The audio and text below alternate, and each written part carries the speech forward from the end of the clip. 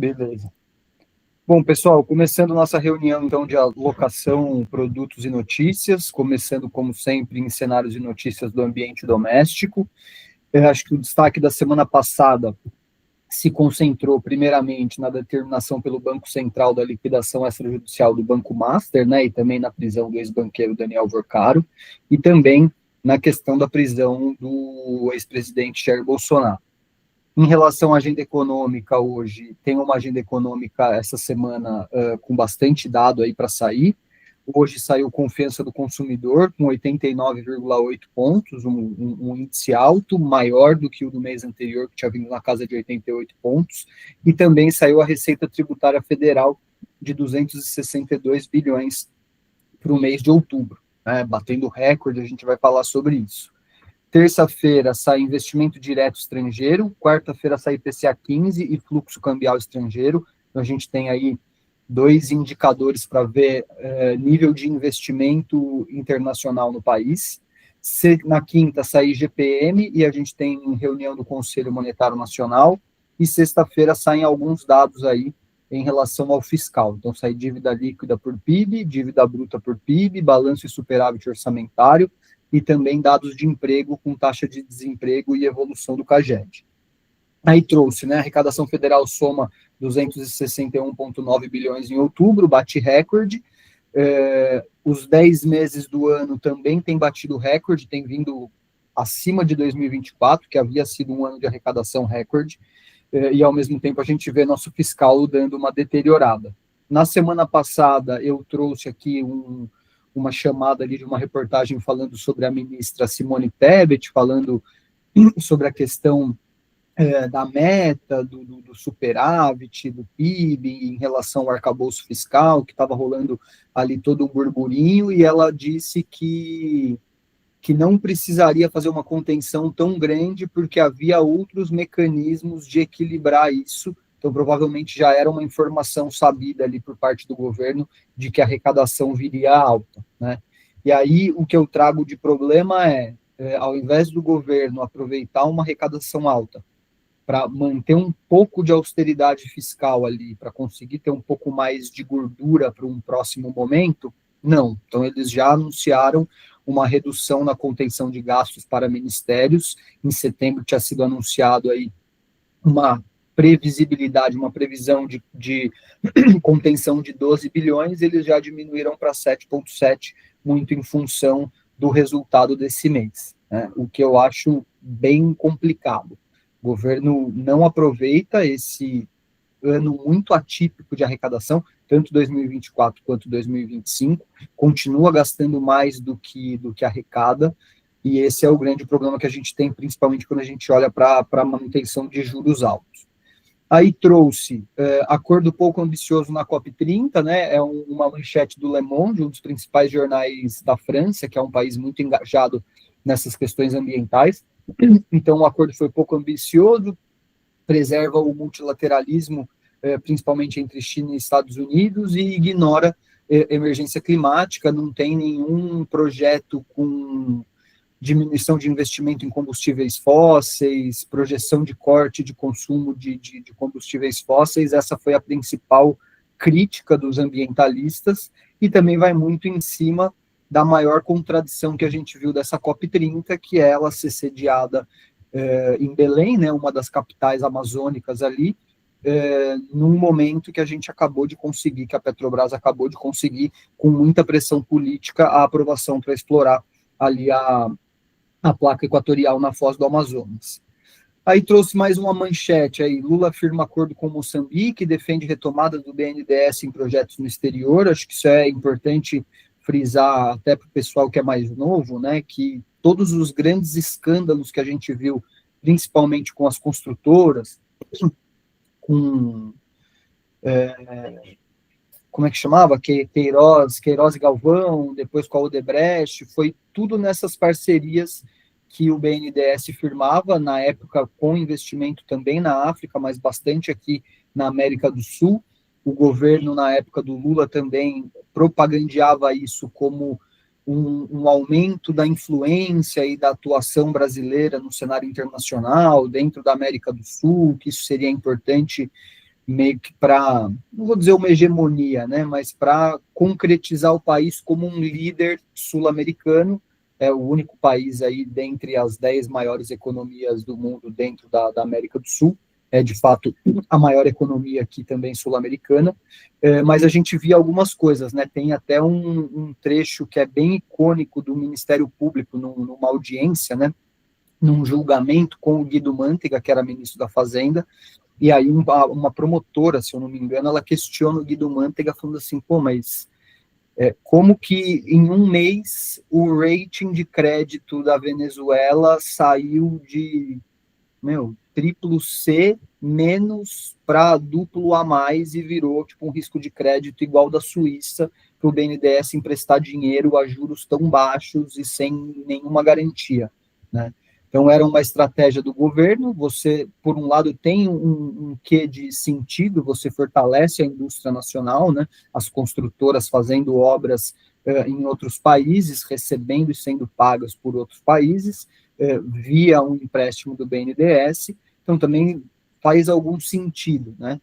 A questão foi sempre muito a falta de criteriosidade, tanto nas taxas de juros quanto das garantias desse empréstimo, e, obviamente, que o BNDES, embora existissem seguros na grande maioria dos acordos, o BNDES tomou um monte de calote, obviamente, e a Odebrecht ganhou muito dinheiro, que isso voltava para o Congresso e para o governo em forma de incentivo à campanha e financiamento. Acho que é mais um sinal de alerta aí de como os passos estão acontecendo igualmente de novo, a JBS voltando a ter protagonismo, um pouco da política dos campeões nacionais, agora também esse pacote de investimento do BNDES em infraestrutura em outros países também era parte do campeões nacionais, né, no caso a Odebrecht. Então a gente começa a ver movimentos cada vez mais parecidos com o que a gente já viu no passado. E aí, por fim, trouxe aí o STF vê risco de fuga e mantém prisão preventiva de Bolsonaro por unanimidade. O Alexandre de Moraes decretou a prisão dele depois de ter sido constatado uma tentativa de retirar a tornozeleira eletrônica, aliado ao agendamento de algumas manifestações em frente ao condomínio do Bolsonaro. Num primeiro momento, ele falou que ele tropeçou na escada e bateu a tornozeleira, e por isso que ela estava machucada. Aí depois ele falou que teve um surto por falta de remédio e etc., e usou uma máquina de solda no meio da tornozeleira eletrônica, e esses foram os motivos da decretação da prisão preventiva como um risco real de fuga por parte do ex-presidente Jair Bolsonaro. Isso foi para a segunda instância, ali para o colegiado, tinha sido uma decisão monocrática do Alexandre de Moraes, e o colegiado manteve por unanimidade a prisão preventiva. Bom, outro assunto que movimentou muito a semana passada, e aí trago duas coisas meio paralelas que ao mesmo tempo não tem muito a ver, mas tem, a questão do Banco Master. Tanto Daniel Vucaro quanto a estrutura do Banco Master como um todo caiu numa investigação da Polícia Federal, o Compliance Zero. Eu achei muito inteligente a estratégia do Banco Central. Estava falando isso com um cliente hoje cedo, né, que a minha interpretação do que estava acontecendo estava errada, né, eu via aquela criteriosidade do Banco Central como uma maneira de assim, eles estão tentando arrumar uma maneira de fazer isso dar certo. Muito agente público envolvido, todo mundo tentando, a Assembleia Legislativa do Distrito Federal tinha aprovado as contas, né, aprovado a compra do BRB, do Master pelo BRB. Eu falo, tem um esforço político, um movimento tentando não fragilizar o sistema financeiro como um todo. E, na verdade, eu estava sendo ingênuo, existia esse esforço quase que generalizado dentro do setor político, muito mais por medo das pessoas envolvidas rodarem junto na operação do que um esforço para preservar o sistema financeiro, e aquele excesso de criteriosidade do Banco Central que me passava a impressão de ser uma tentativa de causar o menor estrago possível, na verdade, era só uma armadilha, assim, enrolando essa operação para dar tempo da Polícia Federal cumprir e tocar as investigações. A gente já sabia, né, todo mundo já sabia que o Banco Master oferecia taxa acima da média do sistema financeiro, e isso por si só está longe de ser um problema. Também sabia das operações, do capital ilíquido, de investimento em precatório, em algumas empresas em recuperação judicial, e isso também não era o grande problema, mas o grande escândalo, que foi o motivo da prisão, é a negociação de uma carteira de crédito inventada, que foi comprada ali, teoricamente, do Banco Master da empresa Tirreno e vendido ao BRB por mais de 12 bilhões. Né? Então, o motivo da prisão do Vocaro foi isso, foi uma fraude dentro do sistema financeiro. Então, tem aí mais ou menos o passo a passo, principalmente dessa questão dessa carteira de crédito que era falsa, que era meio que inexistente. Então, esse é um primeiro ponto. E aí trouxe aqui, né, tocamos a operação do Master graças à cooperação com o Banco Central, diz diretor da PF. Acho que todo esse movimento vem em muita boa hora para o governo como um todo, né? Se a gente pensar que a gente teve um Banco Central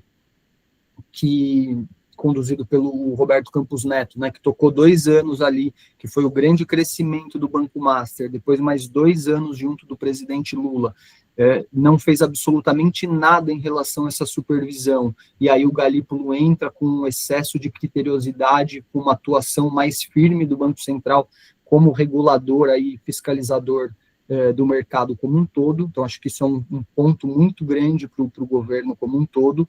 A gente já viu essa atuação da Polícia Federal, primeiro estourando ali o carbono oculto e aquelas outras operações junto ao PCC, então também um fortalecimento da imagem da Polícia Federal, que vinha passando por bastante dificuldade depois da queda mas da não reeleição do Bolsonaro e do Ramagem, que hoje em dia está até fora do país, meio que fugindo da justiça.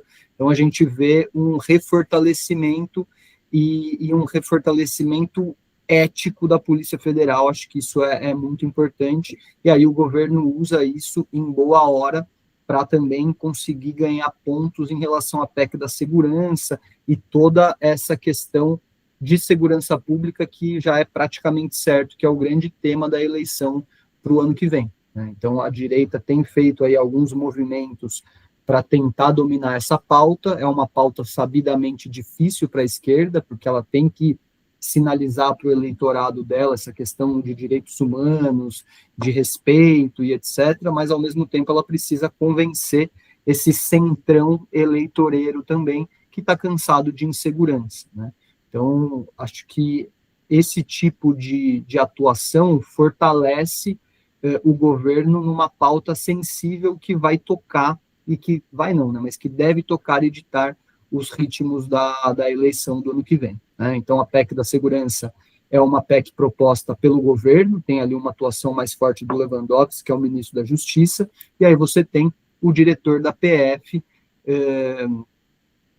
num momento de bastante destaque, né, depois de 2 operações, uma contra o crime organizado e essa dentro do sistema financeiro, que muito provavelmente tem dinheiro do crime organizado também. Então, o cara consegue um holofote e aí a favor da PEC da segurança. Isso também não é algo coincidência, né? Sempre importante lembrar que a Polícia Federal, ela é uma instituição abaixo do Ministério da Justiça, né? Então o Lewandowski, que é o grande chefe, o grande diretor, de fato, da Polícia Federal. Eu acho que isso é um ponto dentro aí para a gente olhar em relação à eleição para o ano que vem. Bom, a gente teve a divulgação do Boletim Focus nessa segunda-feira, uma praticamente manutenção em todos os vértices para esse ano, né? Uma queda de PIB projetado do IPCA de 4,46 para 4,45, então praticamente nada, e manutenção de PIB em 2,16, em câmbio em 5,40 e Selic em 15. Para 2026, acho que o grande destaque, pela primeira vez depois de muitas semanas, é uma projeção de corte a mais na taxa Selic, então de 12,25 para 12, Selic terminal do ano que vem. Acho que isso é bem positivo, é bem expressivo. Mas a gente teve aí IPCA caindo de 4,20 para 4,18, manutenção em 1,78 do PIB, 5,50 do câmbio, e essa queda aí de 25 bips na projeção da Selic terminal do ano que vem. E para 2027, manutenção em todos os indicadores, então 3,80 para inflação, 1,88 para PIB, 5,50 para câmbio e 10,5 para a projeção da Selic no final de 2027.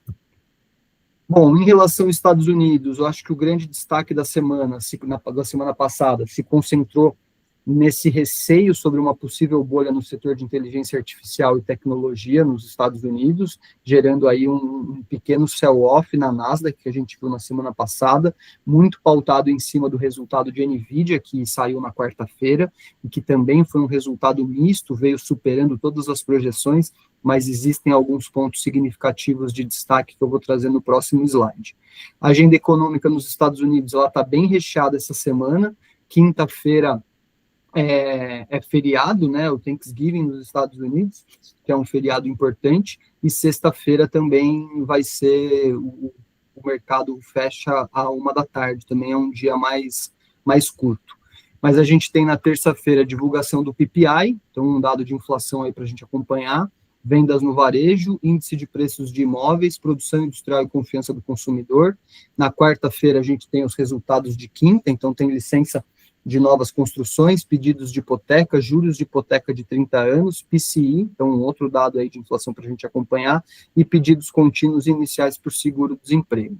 Na zona do euro, a gente tem confiança de empresas e do consumidor na quinta-feira, clima de negócios, confiança do consumidor e confiança industrial.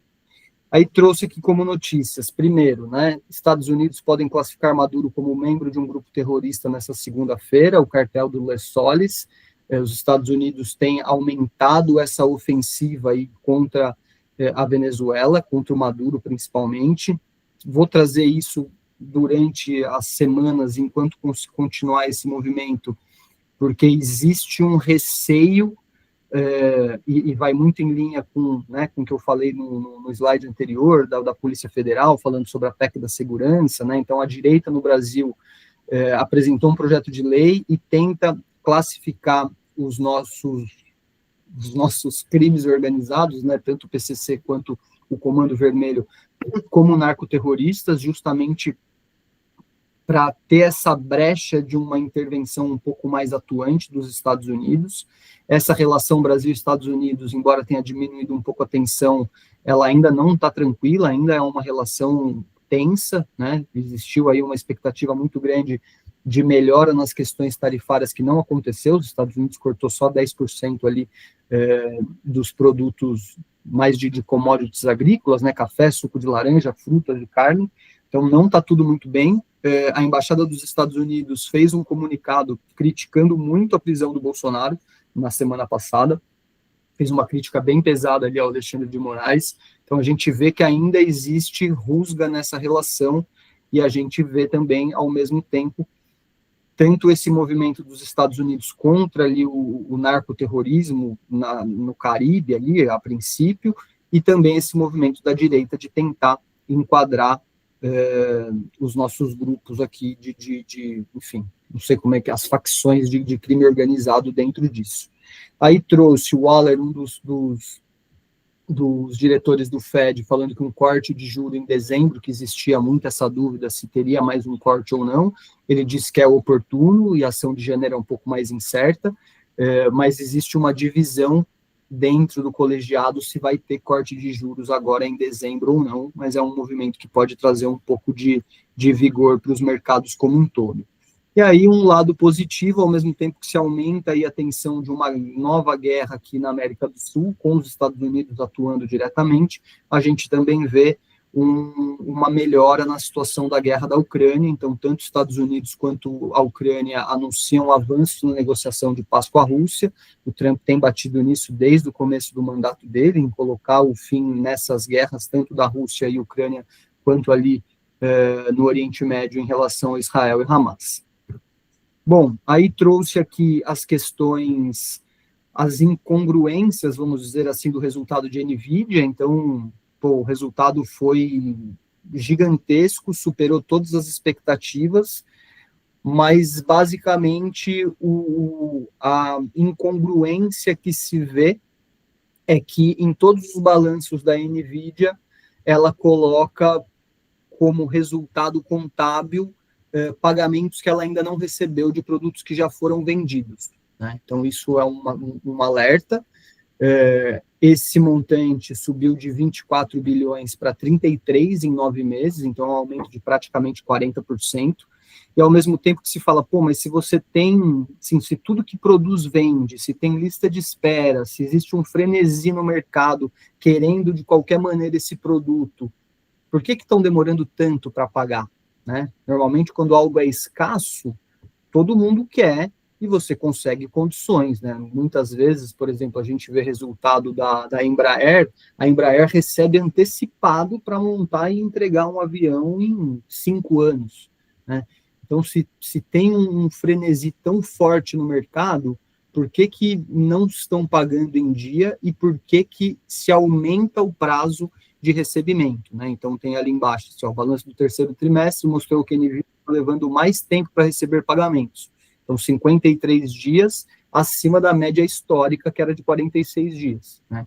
E aí o cara alega exatamente isso. Pô, se uma empresa afirma que a demanda é insana, os clientes geralmente pagam mais rápido, não mais devagar. Se todo mundo quer e tem pouco, todo mundo se movimenta para conseguir uma exclusividade, alguma oferta melhor, né? Então, basicamente isso que tem preocupado um pouco o mercado como um todo. Também existe um movimento das empresas de inteligência artificial que o dinheiro circula entre elas e isso conta contabilmente para o balanço de todos. O Burry, que é famoso por conta de ter previsto a bolha imobiliária nos Estados Unidos dos anos 2008, também tem dado alguns sinais aí de características de bolha no mercado. Então, trouxe isso como um alerta, porque foi um movimento que trouxe uma precificação para baixo no mercado norte-americano como um todo. Bom, os nossos dados de inflação aqui, com os resultados do mês de outubro, que a gente já falou na última reunião. Em relação a produtos, a gente segue com a nossa mesma alocação aqui, né? A gente muito provavelmente vai ter uma revisão da XP para a carteira de dezembro, então semana que